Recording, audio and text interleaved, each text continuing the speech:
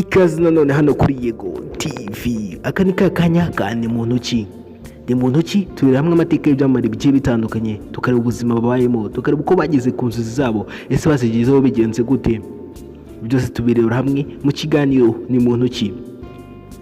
Ni muntu ki rero uyu munsi tugiye kurebera hamwe umukobwa biciye bigacika. Niba utamukunda muri sinema ushobora kumukundira imiterere yiwe, dore ko imiterere yiwe ari ituma benshi bakomeza kuba bagenda bamukunda bya cyane. Ni umukobwa benshi bavuga yuko afite imiterere gateye nk'igisabo. Ibyo ngibyo ni ibisanzwe kubona umuntu uteye gutyo, abantu benshi baramutangarira. Ni umukinnyi wa filime, amazina ye bamwita Ni Umubyeyi Nowela, ariko yamenyekanye cyane mu mafilime agiye atandukanye nka SEBURIKOKO ndetse na PAPA SAVA. Aho muri PAPA SAVA akina yitwa FOFO, ubirambuye akaba yitwa Formina, naho SEBURIKOKO akaba akina yitwa Liliane, aho asigaye yitwa Riri mu buryo bwo kugira ngo agabanye amazina yiwe. Ni umukobwa w'imiterere washajije benshi kubw'imiterere yiwe. Niba utamukundira uko akina filime neza, dore ko ari umukobwa w'umuhanga mu gukina filime, umukundira imiterere yiwe. Imiterere yiwe ivugisha benshi cyane. Ni umukobwa wavutse ku itariki 25 z'ukwa 12, ariyo mpamvu bamwise Nowela. Abantu benshi bavutse kuri Noheli usanga bafite amazina nk'ayo ngagiye atandukanye, nawe bahisemo kumwita Nowela dore ko yavutse ku itariki 25 z'ukwa 12.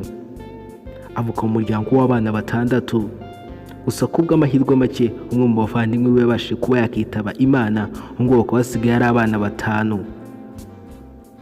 Hakaba harimo 3 b'abakobwa ndetse hakaba harimo na 2 b'abahungu.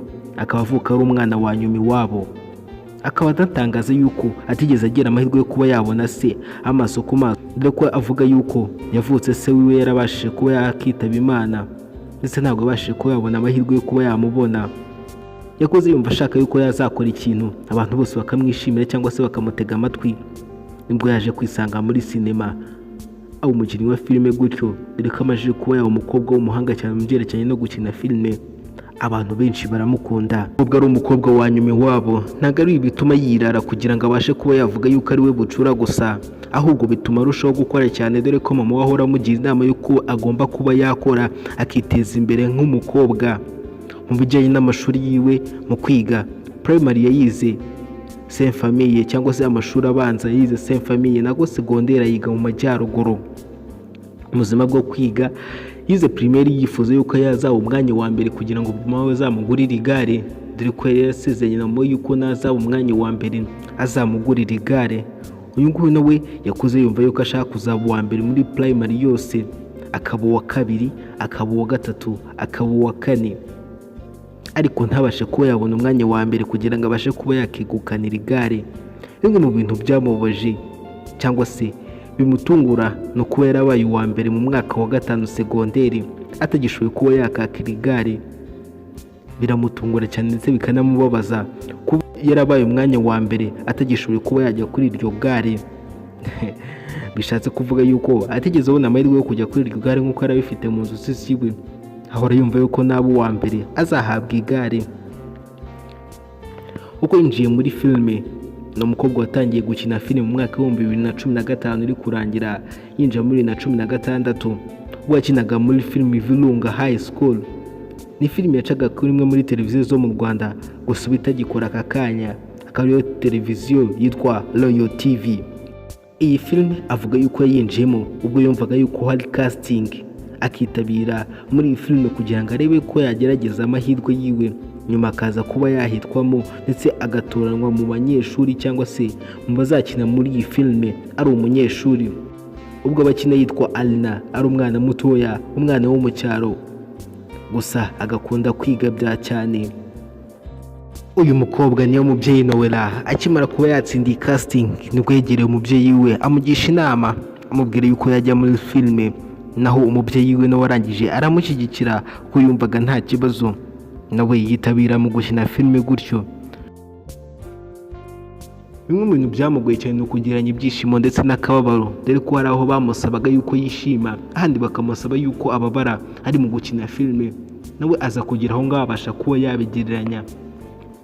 Nyuma y'igihe gito atangiye filime, Virunga High School. Iyi filime yaje guhagarara kubw'impamvu atabashije kuba yamenya, aza gufata akanya k'imyaka 2 abasha kuba yaruhuka. Mu mwaka wa 2018 nibwo yatangiye kugaruka muri filime nanone, ubwo yisanze muri filime SEBURIKOKO.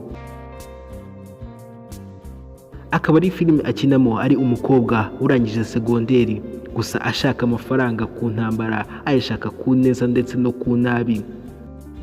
Ushobora kuwita wibaza ati se yageze muri SEBURIKOKO bigenze gute? Habaye casting nahaza kwitabira. Iyi casting yarimo abantu benshi bagiye batandukanye bari guhangana bashaka uwo mwanya wo gukina muri iyo filime, ndetse abasha kuba yakegukana uyu mwanya dore ko basanze ibisabwa byose abyujuje nuko gukina muri filime SEBURIKOKO. SEBURIKOKO ni filime avuga yuko akuramo ibintu byinshi bigiye bitandukanye, dore ko yuko afite abantu bose bo hejuru yiwe yasanze muri sinema yigiraho byinshi ndetse banamugira inama umunsi ku munsi. Yavuzwe kenshi mu rukundo cyane. Uyu mukobwa Noella avugwa kenshi mu rukundo cyane n'abantu bagiye batandukanye, dore ko yigeze kuvugwa mu rukundo na Diamond Platnumz. Bivugwa yuko Diamond Platnumz ajya amwohereza ubutumwa bugufi, gusa yaje kubihakanira kuravuga yuko atigeze ajya mu rukundo na Diamond Platnumz, ndetse ahakana yuko hari ubutumwa bugufi ajya amwoherereza. Avuga kandi yuko niba ajya amwohereza ubwo butumwa butaba bwarageze mu itangazamakuru, dore ko hari ubutumwa bwiwe yohereza wenyine. Avuga yuko atigeze ajya mu rukundo na Diamond Platnumz nk'uko abantu benshi bagiye babimushinza. Nanone yaje kuvugwa mu rukundo na Niyitegeka Graciane cyangwa se Papa Sava. Papa Sava akaba ari we boss we muri filimi Papa Sava. Yavuzwe kenshi mu rukundo nawe, gusa nabyo abihakanira kure, avuga yuko uriya ari boss yiwe atari umukunzi wiwe, dore ko na Papa Sava nawe byaje kuvuga yuko nawe akundana n'uyu mukobwa, gusa nawe aza kubihakanira kure. Yagiye avugwa kenshi mu rukundo, avuga yuko akundana na Diamond Platnumz, none akavuga yuko akundana na Papa Sava, gusa akabihakanira kure yuko bose nta n'umwe akundana nawe. Uyu mukobwa Noella Fofo cyangwa se Liliane, mu myaka 5 aho yumva inzozi ziwe hari aho yifuza kugira, nk'uko buri muntu wese yumva afite inzozi yifuza kugeraho mu myaka iri imbere. Mu myaka 5 yumva yuko izina rye rizaba riri hejuru, ndetse akumva yuko ibyo kina bizaba byarahinduye benshi, ndetse akumva yuko azaba afite umuryango harimo umugabo ndetse n'umwana, ndetse akumva yuko azaba ari mu bantu binjiza amafaranga menshi biturutse muri sinema, ndetse akavuga yuko agomba no kwegera Imana cyane muri iyo myaka 5 iri imbere. Kuba adafite papa we abenshi bakeka yuko ari ibintu bimuhungabanya, gusa we avuga yuko abazwe cyane nuko abona mama we akora ha babiri, nawe bigatuma arushaho kuba yakora cyane kugira ngo yereke mama yuko nawe ari umukozi. Rero mu byifuzo bye akaba yumva yuko azabyara abana 3, akunda igihagwe muri make, yumva yuko azabyara abana 3. Kimwe mu bimutera ubwoba yatekereje gushaka umugabo, ahita atekereza yuko ashobora kuba yatungurwa cyane aramutse ashakanye n'umugabo gusa ataramwiretse uko ari. Ibyo bikamutera ubwoba. Nawe wibaza ushakanye n'umugabo yarakwekaga urukundo, yarakwekaga buri kimwe, gusa mwagera mu rugo ugasanga si ko ari. Nawe ibyo ngibyo byagutungura. Ibyo ngibyo rero kandi bimwe mu bimutera ubwoba cyangwa se mu bimuhangayikishije yatekereje ku bijyanye n'urushako. Uyu mukobwa kandi akaba ari umukobwa utinya inkoni bya cyane. Wakoze cyane kubana natwe mu kiganiro Ni Muntu Ki. Niba wakunze iki kiganiro Ni Muntu Ki, kana subscribe kugira ngo ukomeze ukurikirane byinshi. Yegoo TV izajya gutegurira umunsi ku munsi.